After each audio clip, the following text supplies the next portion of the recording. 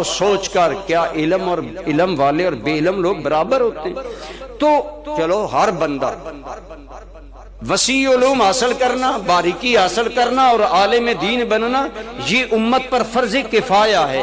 اگر بالکل امت میں کوئی عالم نہ رہے کہ امت کا ورثہ مٹ رہا ہو، اس صورت میں علم لازم ہو جاتا ہے۔ لیکن اگر کچھ لوگ علم دین حاصل کر رہے ہیں، فرض کفایہ کا مطلب یہ ہے کہ اگر کچھ لوگ تفصیلی علم دین پڑھ رہے ہیں تو آپ سب ان کے شکر گزار ہوں کہ وہ آپ سے اللہ کی ناراضگی کو دور کر رہے ہیں۔ علم دین کی اہمیت یہ ہے، اگر علم دین دنیا سے اٹھنا شروع ہو جائے تو سارے لوگ گناہگار ہوں گے کہ میرے نبی کے بعد میرے دین کا علم اٹھا، تم نے کیوں نہ حاصل کیا؟ تو تفصیلی علم حاصل کرنا یہ علم کفایہ ہے، یہ فرض کفایہ ہے۔ اور فرض کفایہ کا معنی اگر کچھ لوگ حاصل